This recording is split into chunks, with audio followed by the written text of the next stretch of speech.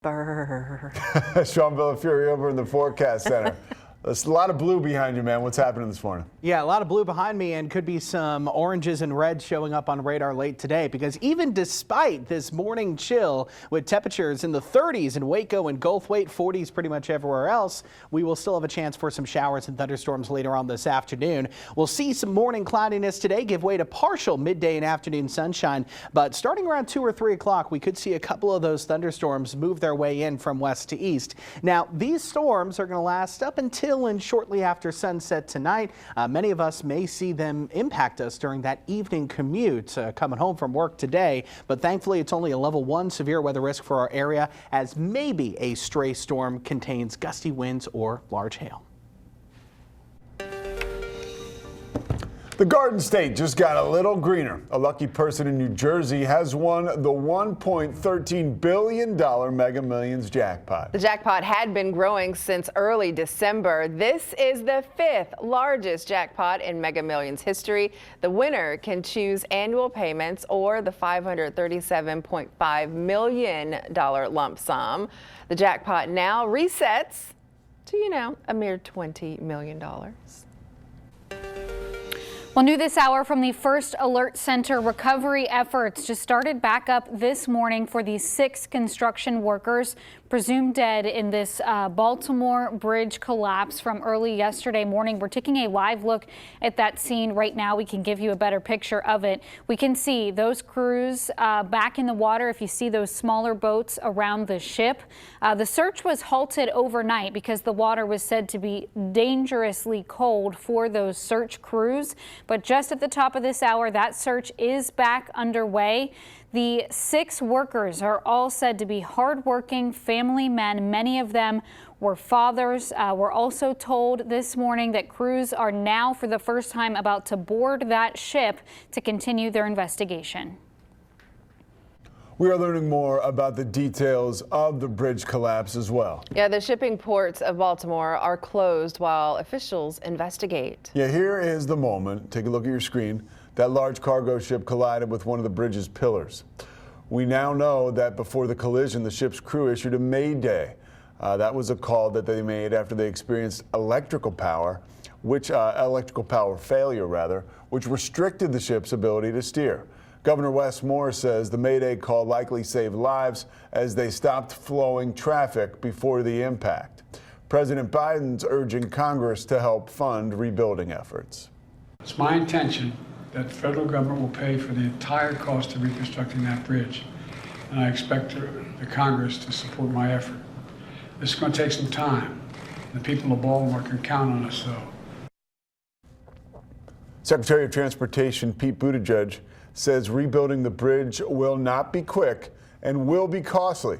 Meanwhile, the extended closure of the city's ports may harm the local economy and disrupt supply chains.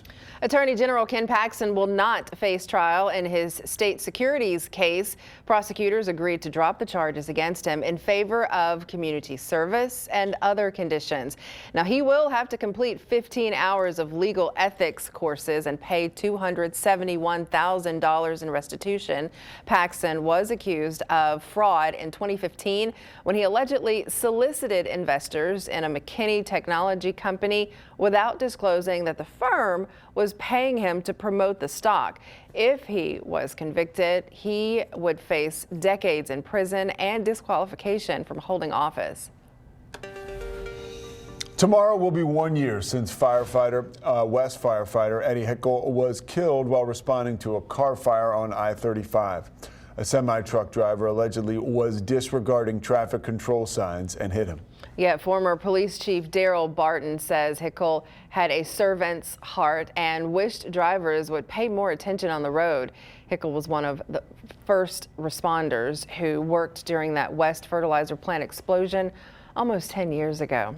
News 10's Ali Kadhabar, she joins us live from the West Volunteer Fire Station with how his loved ones continue to remember him a year later. Yeah, Pete, Keisha, we can see this flower arrangement laid out by the community to remember Eddie Hickle by. It's also next to the cross that honors those who have died in the line of duty as volunteer firefighters. We can see Eddie Hickle's name is now engraved there as his loved ones continue to remember the humble servant he was and how they lost a great friend. It was a tough day. I believe it was on a Tuesday that this happened. I was in Waco at the time. We got the news, and it was just devastating, absolutely devastating. Now, Hickle's picture hangs in the West Volunteer Fire Department, where his fellow firefighters remember his service daily.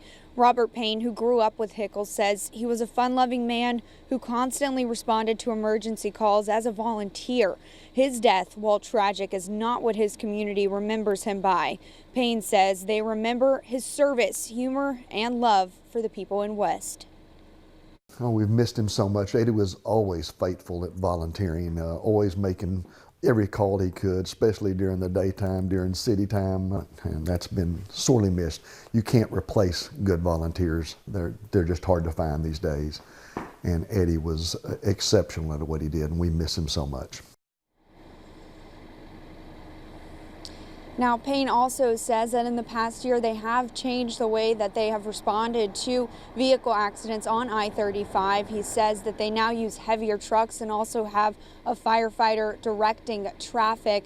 But of course, that will take drivers to be cautious, pay attention, slow down, and move over. Now, I will have a full report on the life and legacy that Eddie Hickle leaves behind in later newscasts today. Live in West, Ali Kadlabar, KWTX News 10. Well, as the fate of Texas's Senate Bill 4 remains unclear, the Syntex Hispanic Chamber of Commerce invited residents for an informational meeting on their rights and how to protect themselves. One community leader says she's from a border town, so she knows it can be very scary for people to be uninformed. I think it provides a lot of resources. Even just knowing your rights is so important. With family experiences that have gone through that, I think it's good to know. That way you can share it with other people, and that way they can also know their rights. Immigration attorneys say you should always keep important identifying documents with you in the case of you being pulled over. They add you should know you have the right to remain silent and allow immigration and customs official into your home only if there is a signed court order. Well, Easter is this Sunday. Today, though, you can visit UMHB in Belton for its 85th annual Easter pageant and reenactment. There will be 3 separate performances, one at 12:30 p.m., 3 and at 5:30. The pageant will tell the story of Jesus Christ, the Last Supper, the trial, crucifixion, death, and the resurrection. The trial which Pontius Pilate oversaw. That's right. Yes. Seating is first come, first serve. However, officials say the 5:30 show is the most popular, so guests are encouraged to come to the earlier shows. Your KWTX First Alert Forecast with meteorologist Sean Bellafury.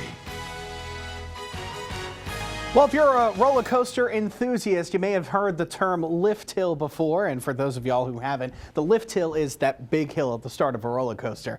That is what we're going to be doing weather-wise over the next couple of days, approaching and going up that lift hill as our temperatures warm from the mid-60s today into the mid-80s by the time we reach early next week, with some 80s around pretty much all Easter weekend long. Now, the good news is that even though it is going to be kind of a cloudy Easter weekend, we are expecting to stay dry until some showers and storms move in Monday night into Tuesday morning. But we actually also have another chance for some rain today as well. And that is despite this cold start to our morning. Morning temperatures currently in the upper 30s and low to mid 40s right now. 51, one of our warm spots in College Station. We are expecting an increase in clouds during the morning hours. Those will decrease as the afternoon rolls on, but we're also expecting those storm chances to return, especially around that evening rush hour tonight. Mostly dry day of weather for us, still dry all the way through the lunch hour, but once we get to about 2 p.m., that is when some storms could try to bubble up west of I-35. Those scattered showers and storms, some of us may see them, some of us may miss out entirely. They'll be sticking around until and just shortly after sunset tonight. And even though the chances aren't very high, a stray stronger thunderstorm could form, with gusty winds and hail being the primary threats. All right. All right, your time right now is 6:09. Still to come on News 10 this morning. We can tell you how to protect your eyes when taking pictures during the total solar eclipse, and also how you can enter for tickets to an eclipse-themed festival here locally. Also, the U.S.'s relationship with Israel is becoming strained over the worsening situation in Gaza. We'll have details.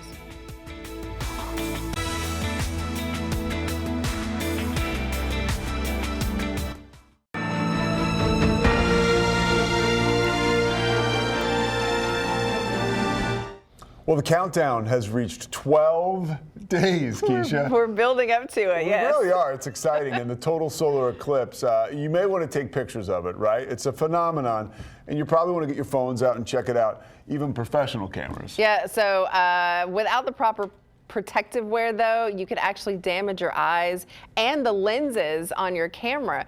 So when a camera is pointed directly at the sun, the unfiltered light can overwhelm and burn its sensors. This is because the lens is bringing the light into focus and magnifying it, which is similar to when a magnifying glass is used to direct light.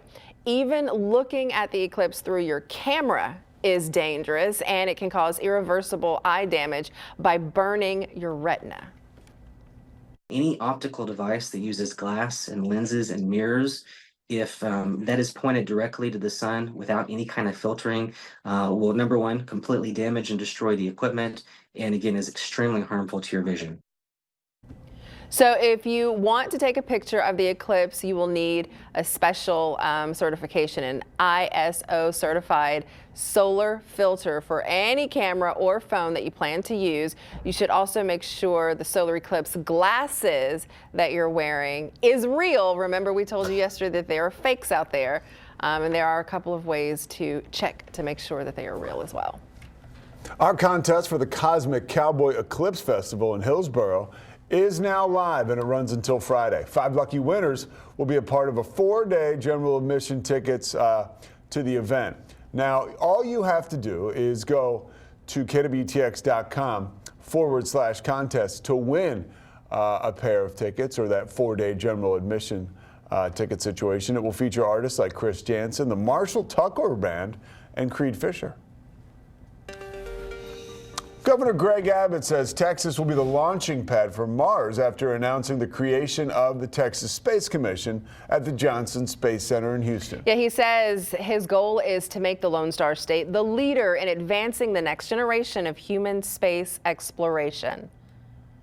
With the Texas Space Commission, our great state will have leaders who are laser focused on advancing the next generation of human space exploration and connecting that exploration with real-life economies here in our country and across our globe. The commission will provide grants to eligible entities that will promote innovation in the fields of space exploration and also commercial aerospace. At Franklin High School, a student there, Sarah Hasler, has made her commitment to serve in the military at the U.S. Coast Guard Academy. She had her first pick. Listen to this. West Point and Texas A&M. She picked between the two of those, and she also received a congressional nomination from Pete Sessions. She is set to join the Coast Guard. Sessions was actually there yesterday morning. Take a listen. Protecting our country and saving people like those people did last night in the Coast Guard, you know, it's a great feeling, and I'm really excited to be able to serve my country like that. Sarah says she knew she wanted to join the military after she attended a summer program put on by the Coast Guard. She hopes to become a helicopter pilot.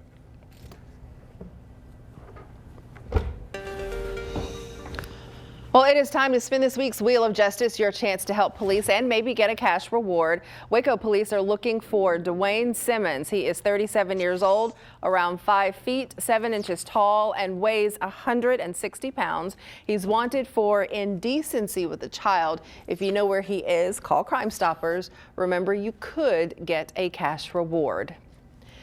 Tensions are rising between the U.S. and Israel over the plight of civilians in Gaza. Yeah, now that divide is actually showing up in public in ways that is surprising some observers. Amy Kiley has more. Hospitals in Gaza are being bombed! President Joe Biden's response to these demonstrators. They have a point. We need to get a lot more care into Gaza. Is another sign of the growing and public rift between the U.S. and Israel. It's widening because the U.S. wants a ceasefire to protect civilians in Gaza. The Israeli defense minister is taking home that message after visiting Washington this week. A U.S. official says his agenda included a meeting with CIA Director Bill Burns last night. Burns is leading the U.S. push for a pause in fighting. We have no moral right to stop the war while there are still hostages held in Gaza. And here's a key moment from the minister's meeting with Defense Secretary Lloyd Austin yesterday. Well, Mr. Minister, I look forward to discussing how we can dramatically and urgently ease the humanitarian crisis in Gaza. Today, another sign of the rift is that top advisors to Israeli Prime Minister Benjamin Netanyahu are not in Washington as planned. We wanted to have that meeting with Israel to present to them an alternative way to accomplish their legitimate security goals. Netanyahu says he canceled because the U.S. abstained from a UN ceasefire resolution vote instead of vetoing it. Now the U.S. is going further and backing it. The UN Security Council resolution carries weight and should be respected. I'm Amy Kiley reporting. Well, former President Donald Trump is now selling what he calls God Bless the USA Bibles, which is inspired by country singer Lee Greenwood's ballad.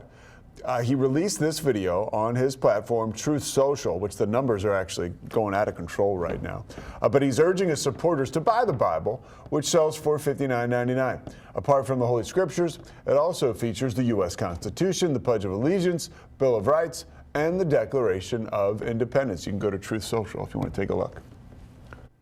Your KWTX First Alert Forecast with meteorologist Sean Bellafury.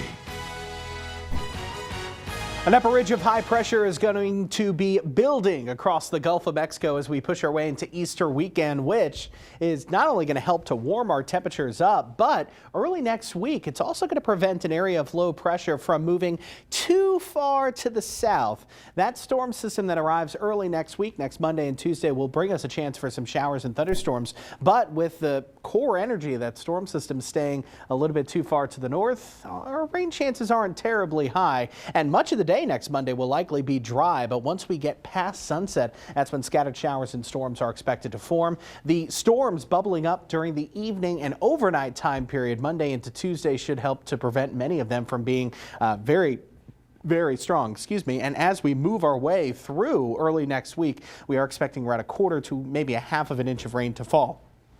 Today, we could see a couple of scattered showers and thunderstorms as well. It's not going to be a widespread soaking rain for us, but a couple of us could see a few of those downpours as those storms push in.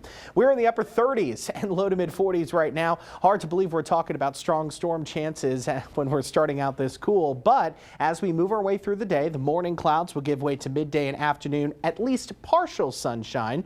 And as we push our way deeper into the afternoon, starting as early as about 2 p.m., we could see a couple of showers and storms form. Those storms will be moving from west to east across the area. Could be impacting the I-35 corridor right for that evening rush hour tonight. Storms will fizzle out shortly after sunset tonight, but if a storm does get on the strong side, gusty winds and up to $half size hail will be the primary storm risk. We'll take a look at the full 10-day weather planner, which includes all of Easter weekend's warmth, coming up after this short break.